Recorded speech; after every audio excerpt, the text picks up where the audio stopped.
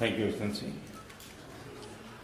His Excellency President Emmanuel Macron, distinguished delegates, friends of the media, bonjour France, bonjour Paris. President macro के साथ पहले एक बार मेरी telephone पे बात हुई थी उनके भव्य विजय के बाद, और उसके बाद इतने कम समय में और बहुत ही शॉर्ट नोटिस में मेरा यहाँ आना हुआ और जिस गर्मजोशी से स्वागत किया, मैं इसके लिए राष्ट्रपति जी का हृदय से बहुत आभारी हूँ, क्योंकि मैं समझ सकता हूँ कि नई सरकार को कि प्रारंभिक दिनों में कितने प्रकार की व्यस्तता रहती है, उसके बावजूद भी भारत को उन्होंने प्राथमिकता दी और इसके लिए मैं उनका बहुत आभारी हूँ। जर्मनी का शायद ये चुनाव था और फ्रांस का शायद ये चुनाव था कि जिसके ऊपर पूरे विश्व की नजर थी, और ये सिर्फ चुनाव हार जीत का नहीं, एक नई परंपरा, नया नेतृत्व, नई ऊर्जा, नया व्यक्तित्व, हर प्रकार से सबका ध्यान था। और ऐसे समय आपका विजय हृदय से बहुत बहुत अभिनंदन के पात्र हैं।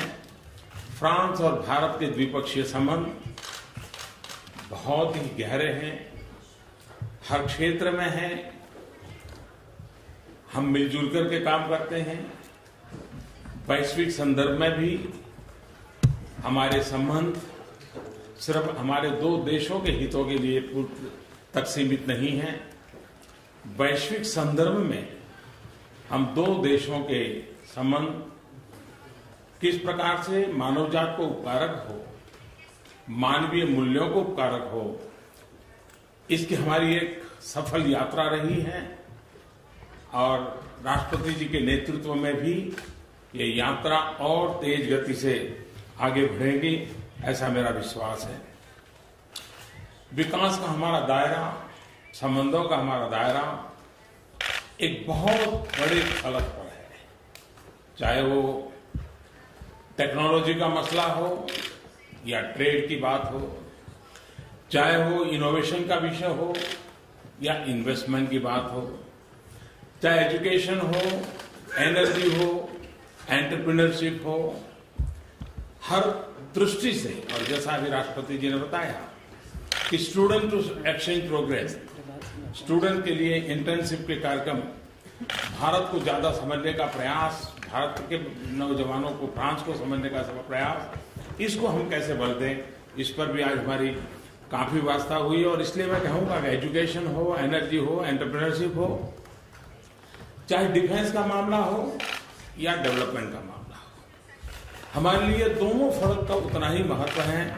चाहे हम स्मार्ट सिटीज के निर्माण की दिशा में आगे बढ़ना चाहते हो या हम स्पेस के प्रोग्राम में मिलजुल करके काम करना चाहते हो, हमारा दायरा कितना विस्तृत है इसका हम अंदाज कर सकते हैं।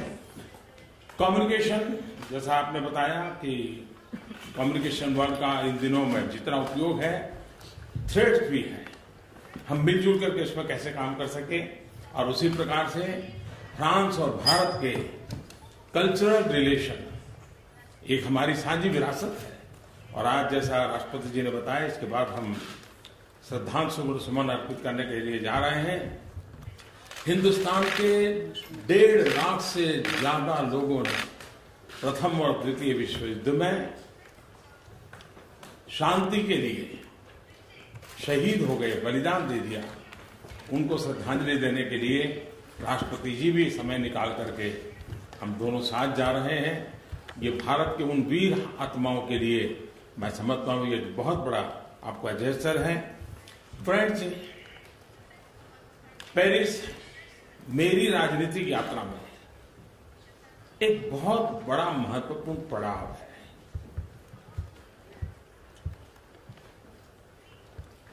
फ्रांस के साथ भारत ने और व्यक्तिगत रूप से मैंने खास करके क्लाइमेट चेंज के संदर्भ में पेरिस एग्रीमेंट के संदर्भ में जिस तरह कंधे से कंधा मिलाकर के काम किया, और मैं समझता हूं कि पेरिस एग्रीमेंट ये एक साझी विरासत है, ये और विश्व की साझी विरासत है। इस पीढ़ी की ये ऐसी देन है जो भावी पीढ़ी की भी विरासत बनने की लिए एक नई आशा को जन्म देती है। यह केवल पर्यावरण सुरक्षा का मामला नहीं है, लेकिन हम सबकी मदर अर्थ को बचाने की एक साझी जिम्मेवारी है, हमारा कर्तव्य है। मेरे लिए, हम भारतवासियों के लिए प्रकृति का संरक्षण, संवर्धन, पर्यावरण की रक्षा ये आर्टिकल ऑफ फेथ है, और इसका मूलभूत कारण है कि जो हमें सदियों से शिक्षा मिली है, और वो हमारी वेद काल से शिक्षा है कि प्रकृति के साथ सहजीवन हमें सीखना होगा, प्रकृति के साथ संवाद, सहमति, यही अल्टीमेटली हर किसी का कल्याण करेगी। और इसलिए हम प्रकृति के संरक्षण और संवर्धन के प्रति संस्कारों से, संस्कृति से, स्वभाव से पूरी तरह कमिटेड देशवासी रहे हैं। और भावी पीढ़ी को आज हमें जो कुछ भी प्राप्त हुआ है वो हमारे पूर्वजों ने हमारे लिए बचा के रखा, इसके कारण मिला है। हमारा भी दायित्व बनता है कि हमारी भावी पीढ़ी के लिए शुद्ध हवा, शुद्ध पानी, प्राकृतिक संसाधन पर्याप्त मात्रा में हमारी आने वाली पीढ़ियों के लिए देना, ये हम लोगों की दायित्व है। और इसलिए हमारा ये प्रण है, हम समझौते के साथ भी हैं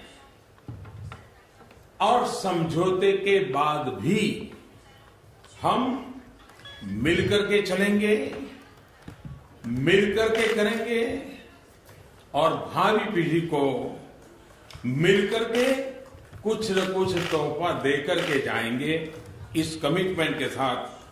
और इस दिशा में हमने कई महत्वपूर्ण कदम उठाए हैं। Indo French partnership for sustainable technology पर विचार हुआ है। सीईओ फोरम को सस्टेनेबल इकोनॉमी के विषय पर विचार करने का निर्देश दिया है। और पेरिस की धरती पर एक महत्वपूर्ण फैसला हुआ इंटरनेशनल सोलर अलायंस का, और मुझे खुशी हुई कि राष्ट्रपति जी की इंटरनेशनल सोलर अलायंस के इस उपक्रम को आगे बढ़ाने के पीछे उनका एक कमिटमेंट है। और वो स्वयं मुझे पूछ रहे थे कि बताइए हम कैसे आगे बढ़ेंगे। मैं समझता हूं कि अपने आप में इंटरनेशनल सोलर अलायंस का उज्जवल भविष्य मैं देख रहा हूं, क्योंकि फ्रांस और भारत ने मिलकर के ही इस कल्पना को जन्म दिया, और आदरणीय राष्ट्रपति जी इसको आगे बढ़ाने के लिए कृतनिश्चयी हैं, और उनके नेतृत्व में इस बात को हम सफलता को प्राप्त करेंगे। मानवता के सामने दो बड़े खतरे हैं। एक की जैसे मैंने चर्चा की, क्लाइमेट, बहुत लोग उसको देख नहीं पाते हैं, इनविजिबल है कुछ लोगों के लिए। दूसरा है आतंकवाद। आतंकवाद को हम देख पाते हैं, आतंकवाद को हम अनुभव कर पाते हैं, आतंकवाद की भयानकता हम सुन पाते हैं। आतंकवाद के कारण बच्चे, बूढ़े, महिलाएं, निर्दोष लोग मौत के घाट उतार दिए जाते हैं। फ्रांस का हर बच्चा भली भांति आतंकवाद की भयानकता को समझता है, अनुभव की है। आज विश्व का बहुत सारा हिस्सा इस संकट से गुजर रहा है। आज हमने बड़े विस्तार से इस विषय की चर्चा की है कि आतंकवाद से बचने के रास्ते क्या होंगे, टेक्नोलॉजी का उसमें जिस प्रकार से इस्तेमाल हो रहा है उस पर हम सतर्कता कैसे बरतें, साथ मिलकर के कैसे काम करें, रेडिकलाइजेशन के सामने डी रेडिकलाइजेशन की मूवमेंट को हम कैसे बल दें और विश्व शांति और सद्भावना की दृष्टि से कैसे आगे बढ़े, उस दिशा में हमने चर्चा की है। भारत की हमेशा सोच रही है यूरोपियन एकता के संबंध में, यूनाइटेड यूरोपियन यूनियन, प्रगतिशील यूरोपियन यूनियन, सशक्त यूरोपियन यूनियन, इसके हम पक्षकार रहे हैं। और मैं चाहूंगा कि फ्रांस की ऊर्जावान, विजनरी,